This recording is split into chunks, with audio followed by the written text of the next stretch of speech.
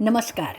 आपण ऐकतोय पुष्पाताई नाईक लिखित संत जनाबाईंचे सार्थ अभंग आणि अर्थ या पुस्तकाचं प्रकाशन केलेलं आहे आशिदा प्रकाशन. आज आपण अभंग घेणार आहोत 86 ते 90.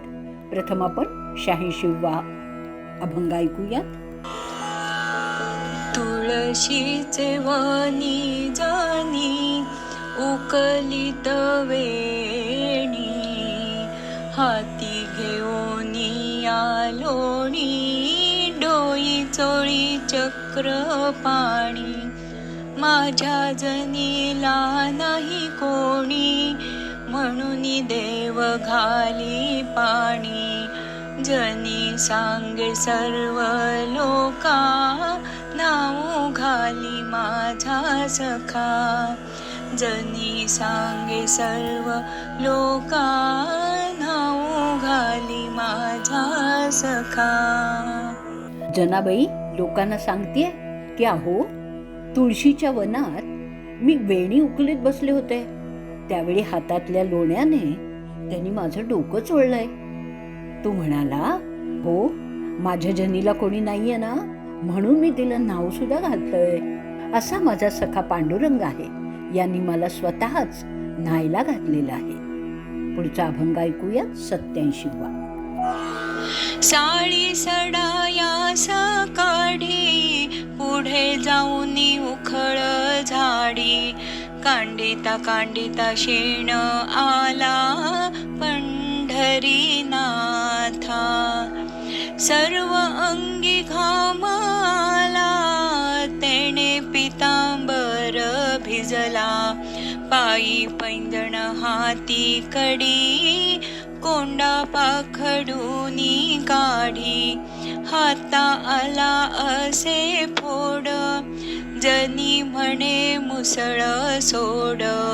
हाता आला असे फोड, जनी म्हणे मुसळ सोड. जनीनी साळी सडायला घेतल्या तर पुढे जाऊन विठू माऊलींनी काय केलं, उखळ स्वच्छ करून ठेवलं.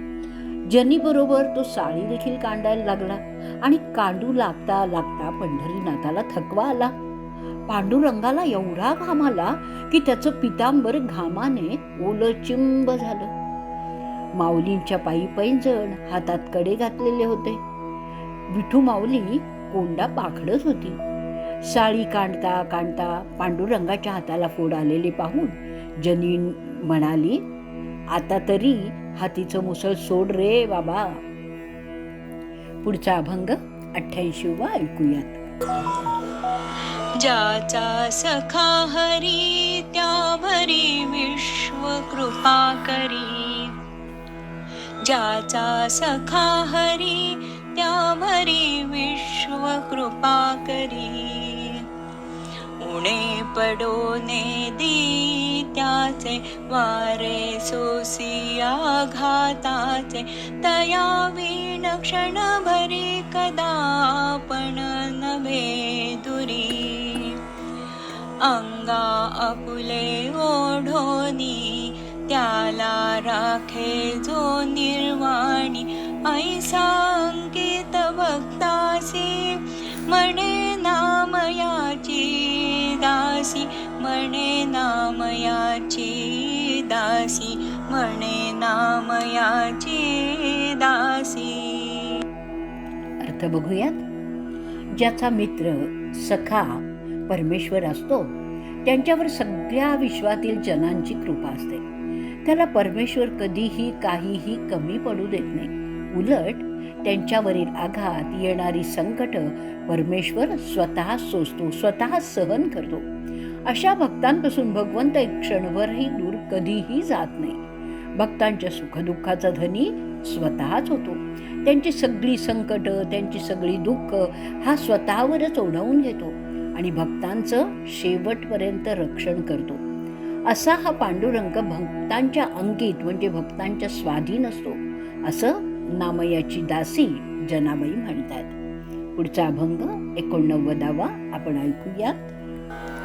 पक्षी जाय दिगंतरा, बाळकासी आणि चारा. वारा घार हिंडते आकाशी झाप घाली पिल्लापाशी माता गुंतली कामासी चित्त तिचे बाळापाशी वानर हिंडे झाडावरी पिली बांधुनी उदरी तैसी आम्हासी विठ्ठल माये जनी वेळो वेळा पाहे जनी वेळो वेळा पाहे जनी वेळो वेळा पाहे. अर्थ, पक्षी आकाशी उंच झेप घेतात आणि पिल्लांसाठी चोचीत चारा घेऊन येतात. घार आकाशात हिंडत असते पण तिचं लक्ष मात्र पिल्लांपाशीच असतं. आपलं पिल्लू असुरक्षित आहे असं वाटता क्षणीच ती पिल्लाजवळ झेप घेऊन येते. बघा ना, आई जरी कामात कितीही गुंतलेली असली तरी तिचं चित्त मात्र बाळाकडेच असतं ना. अहो, एवढंच काय, पण वानर सुद्धा आपल्या पिल्लाला कधीही एकटं सोडत नाही. ते जिथे जाईल तिथे ते आपल्या पिल्लाला पोटाशी धरून जातं. अगदी उड्या मारताना सुद्धा झाडावरून या झाडावरून त्या झाडावर ते पिल्ला सकट उड्या मारीत असतं. तसंच जनीकडे विठ्ठल नेहमीच पाहत असतो, काम करायला लागतो आणि धावत येतो, तिचं संरक्षण करतो. तिच्याकडे पांडुरंगाचं सदा लक्ष असतं असंच जनाबाई सांगतायत. पुढचा आपण अभंग ऐकूयात 90वा. भक्त जे जे कर्म करीती ते तू होसी कृपा मूर्ती हे तो नमल नव्हे देवा फुललासी भक्ती भावा वागदोर धरुनी दाती चारी घोडेच हो हाती धुताला नाही तुला दासी जनी म्हणे भला दासी जनी म्हणे भला. अर्थ, भक्त जशी कर्म करतात त्याप्रमाणे हे कृपामूर्ती, तू तशी कृपा भक्तांवर करतोयस. भक्तांच्या भक्तिभावाला तू वश होतोस, भुलतोस. त्यात नवल ते काय? यात काहीच नवल नाहीये. अर्जुनाचं सारथ्य करताना त्याच्या सारथ्याची सगळी कामं तू केलीयस. वाणीचा दोर तू हातात धरलायस, 4 घोड्यांचे 4 लगाम तू हाती धरलेस. आणि एवढंही करून तू थांबलेला नाहीयेस, तर त्या घोड्यांचा खरारा तू केलास. त्यांना धुवून काढणं, स्वच्छ करणं ही देखील कामं तू केलीयस. तुला कशाचीच लाज वाटली नाहीये, असा तू सगळ्यांचं भलं करणारा आहेस, असं जनाबाई त्याला म्हणतात. आजचा भाग आपण इथे संपवणार आहोत. जय जय राम कृष्ण हरी, जय जय राम कृष्ण हरी.